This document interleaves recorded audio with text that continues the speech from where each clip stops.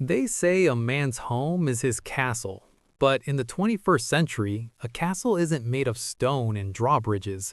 It's made of fiber optics, biometric sensors, and code. My name is Caleb. I design high-end smart home systems for the ultra-wealthy. I build invisible fortresses for billionaires who are afraid of the world. Naturally, my own home was my masterpiece. It was a prototype, fully automated, lights, locks, climate, security, everything controlled by an AI server I named Ares. I lived there with my wife, Lydia. Lydia was a high-end real estate agent. She sold the kinds of houses I equipped. We were a power couple, or so I thought. Lydia loved the house, or rather, she loved showing it off. She loved hosting parties where the lights dimmed automatically when the music started. She loved unlocking the front door with her fingerprint. She loved the convenience. She didn't understand the surveillance. See, people think smart homes are about turning on the coffee maker from bed. They aren't. They are about data. A smart home knows when you wake up. It knows which room you are in. It knows how much water you use. It creates a pattern of life. And when that pattern breaks, the system notices. It started in October. I was away in Tokyo for a tech expo. My phone buzzed at 2 a.m. local time. A notification from Ares. Motion detected, master bedroom, heart rate elevated. I frowned. It was 1 p.m. back home. Lydia should be at the office, showing houses. I opened the app. The sensors showed 2 heat signatures in the master bedroom. One was Lydia, the other was larger, heavier. I checked the guest log. The front door had been unlocked using a temporary guest code, code 4491. My stomach dropped. That was the code I gave to my business partner, Grant. Grant, my mentor, the man who taught me everything I knew about security, the man who stood next to me at my wedding. I didn't turn on the cameras. I didn't need to. The data told the story. The do not disturb mode was activated manually. The blinds were lowered. The ambient music playlist, Romance, was selected. Grant and Livia, in my bed, in the house I built. My first instinct was to trigger the alarm, to blast sirens, flash the lights, call the police, but I stopped. I'm a security architect. We don't react to a breach with panic. We contain the threat. We gather intelligence, and then we neutralize it. I watched the data stream for 2 hours. Then I saw the front door unlock. Grant left. I closed my laptop in Tokyo. I didn't call Lydia. I didn't text Grant. I started coding. I returned home 3 days later. I played the role of the tired, loving husband. "How was Tokyo?" Lydia asked, kissing me. I smelled Grant's cologne on her sweater, a subtle hint of sandalwood. "Productive," I said, smiling.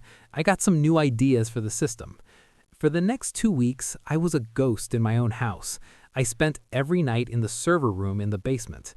Lydia thought I was working. I was. I was rewriting Ares. I was creating a new protocol. I called it Protocol Dante. I needed to lure them back. I needed them both here thinking they were safe. So I manufactured a trip. "Lydia," I said over breakfast, "I have to go to the Berlin facility to oversee a server migration. It's a disaster. I might be gone for 3 days." Her eyes lit up. She tried to hide it, but I saw the micro-expression. Relief, excitement. "Oh no," she said. "That sounds stressful. Don't worry about the house. I'll hold down the fort."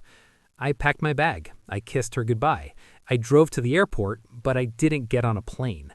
I drove my car to a long-term parking lot, rented a nondescript van, and parked it a mile away from our house in a spot where I could tap into the neighborhood Wi-Fi grid. I opened my laptop. "Ares," I whispered. "Initiate stealth mode." On my screen, the house lit up. It was Friday night. At 7 p.m., Lydia ordered sushi for 2. At 7:30, Grant's Audi pulled into the driveway. I watched him walk to the door. He didn't even knock. He typed in the code. The door opened. Lydia was waiting in the hallway wearing very little. They kissed. They laughed. "Is he really gone?" Grant asked. "For 3 days," Lydia replied. "We have the whole weekend." "Grant," Lydia said, "let's celebrate. Open the expensive scotch Caleb keeps in the study." My $5,000 bottle of Macallan. I watched them pour my whiskey. I watched them toast to my stupidity. To the architect, Grant laughed, building castles for other men to live in. I sat in my van. My finger hovered over the enter key. It was time to show them what this house could really do. It started subtly. They were in the living room. I cut the power to the HVAC system. I turned off the heat. It was November in Chicago. Within 20 minutes, the temperature dropped from 72 to 65. "Is it cold in here?" Lydia asked, rubbing her arms. "I'll check the thermostat," Grant said. He walked to the wall panel. He tapped it. The screen was black. "System must be rebooting. Don't worry, body heat will keep us warm." I waited another hour. Then I initiated phase 2, gaslighting. I hacked the lighting system. I made the lights in the hallway flicker, not randomly, but in Morse code, SOS. "What is wrong with this place?" Grant asked, looking annoyed. "Caleb is always tinkering," Lydia sighed. "It's probably a bug." Then I turned on the audio system. I didn't play music. I played a recording I had captured 2 weeks ago. It was Grant's voice from a phone call he made in my driveway. "Yeah, she's easy. Once I get the commission on the deal, I'm dumping her. Caleb is a bore, but Lydia is just clingy." The sound echoed through the living room speakers at maximum volume. Lydia froze. She dropped her glass. Grant turned pale. "What was that?" "That was you," Lydia whispered. "You said that?" No, that's deepfake. Caleb works with AI. He faked it." Suddenly, every blind in the house slammed shut simultaneously. Wham! The smart locks on the front and back doors engaged. I heard the deadbolt slide home. Click, clack. Grant ran to the front door. He pulled the handle. Locked. He tried the keypad. The screen displayed a single message in red text. "Access denied." "Open the door, Caleb!" Grant screamed at the ceiling cameras. "I know you're doing this." Lydia was hysterical. "Caleb, are you watching? Please!" I picked up my microphone in the van. My voice was modulated to sound robotic, like the house AI. "Current occupants, Intruder 1 and Intruder 2. Security protocol active." "Grant," I said through the speakers, "you always told me security is about layers. You just hit the final layer." Grant grabbed the chair. "I'm breaking the window." He swung the heavy chair at the floor-to-ceiling glass panel in the living room. Thud. The chair bounced off. "Ballistic glass," I said calmly over the speakers. "Installed it last summer. Impact resistant up to a .44 Magnum. You're not getting out, Grant." Lydia was hysterical. "Caleb, please, I'm sorry. We can talk." "We are talking, but first we need to settle the accounts." The TV screen in the living room turned on. It displayed Grant's bank account. "What are you doing?" Grant yelled. "You gave me your passwords last year, Grant, for the company vault, remember? I just transferred your entire liquid savings, $400,000, to a charity for betrayed spouses. It's gone." "And Lydia," I said, "look at the screen." The screen changed. It showed a live upload bar. "Uploading Lydia and Grant affair evidence to all contacts." "No!" Lydia screamed. "My parents! My clients! Caleb, stop!" "Upload complete," the AI voice said. Their phones started buzzing instantly. Texts from angry parents, confused clients, shocked friends. Their reputations were vaporized in 10 seconds. "Now," I said, "for the finale." I triggered the silent alarm, the one connected directly to the police station. Code: home invasion, hostage situation. The police are 3 minutes away, and right now, the system has flagged you both as hostile intruders. The footage of you breaking the window, attempted entry.